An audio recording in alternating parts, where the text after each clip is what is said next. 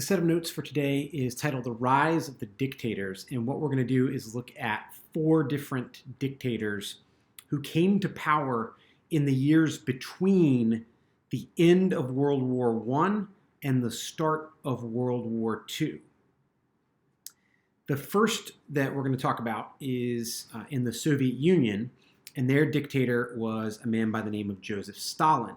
Now, for each of these dictators in your notes, you have some boxes that ask you to get some details down about the political system for that country and under that dictator, and then also some details about how they held on to power and kind of how they kept power. So we'll go through each of those for the 4 different dictators. So starting off with Stalin, becomes the leader of the Soviet Union after Vladimir Lenin died in 1924.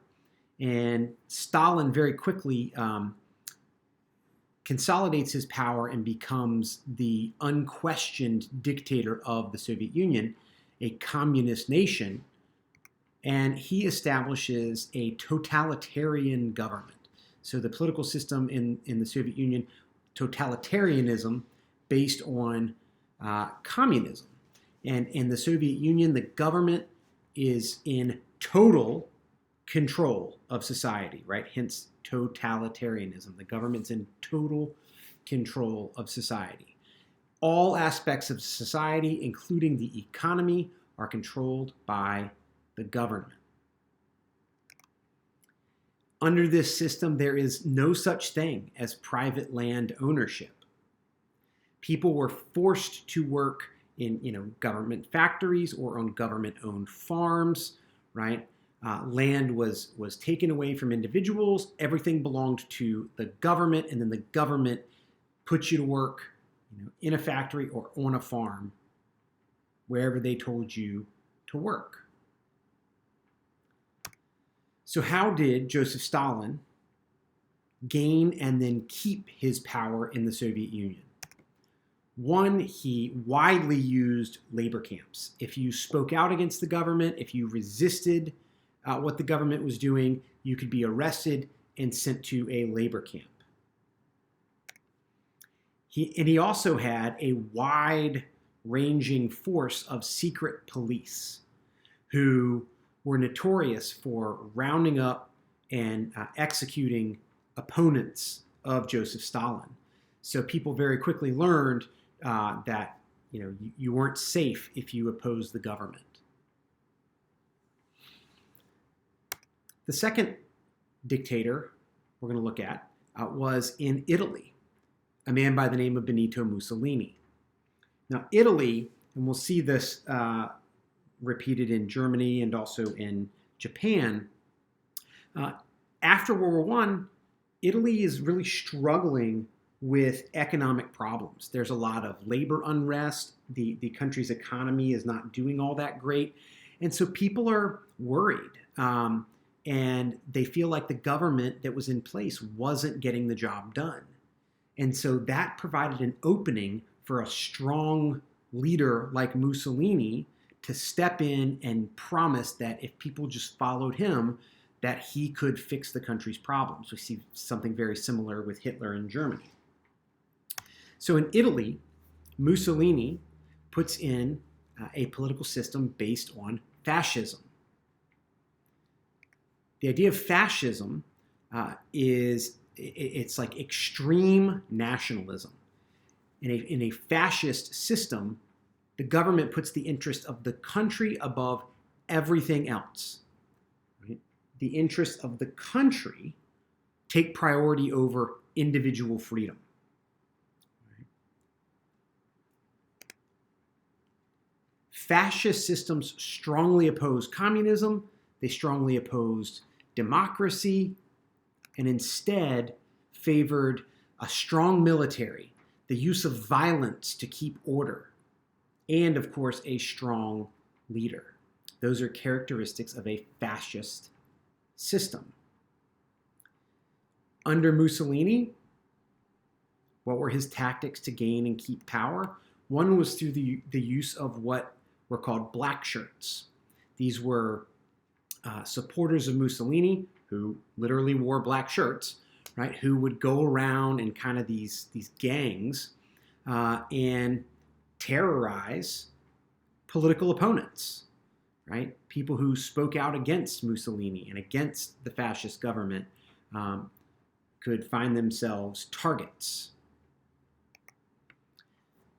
Mussolini outlawed labor unions and eventually got rid of any opposing political parties, right? Turned Italy into a dictatorship, a single-party dictatorship.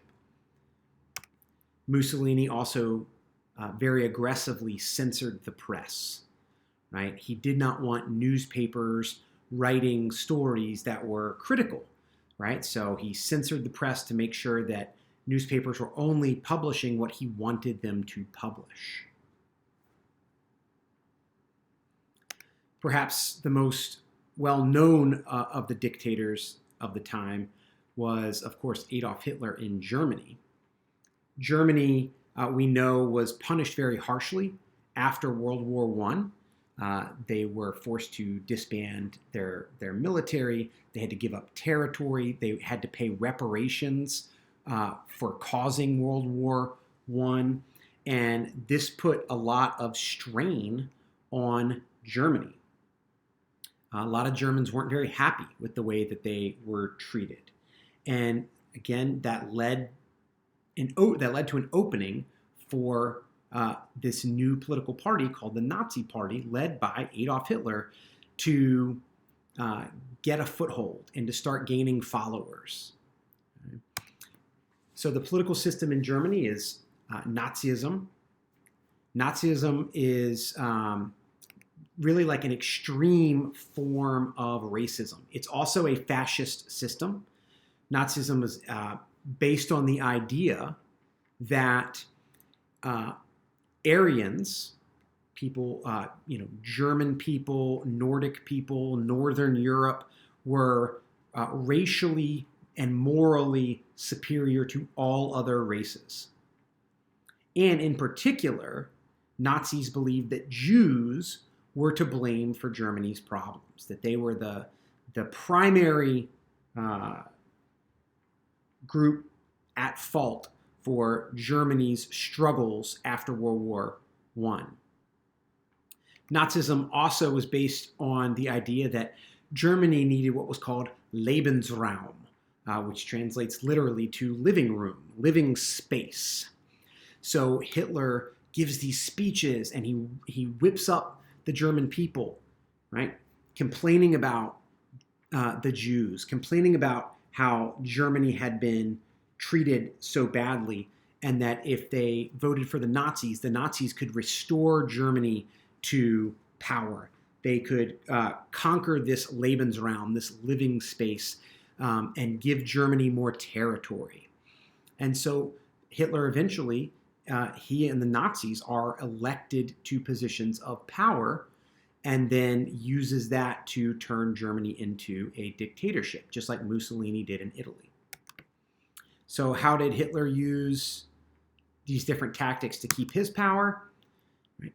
Kind of similar to how Stalin sent people to labor camps, Hitler sent Jewish people and other what he referred to as undesirables to concentration camps across Germany. And like the other dictators, used force, violence to eliminate opposition, right? You might be killed, you might be arrested, sent to a concentration camp, right? But they use violent means to get rid of opponents. The last dictator and country we're going to take a look at is in Japan, where a military leader named Hideki Tojo puts into place a system of militarism, which, as you can probably guess from the name, revolves around the military really taking a strong role in the government.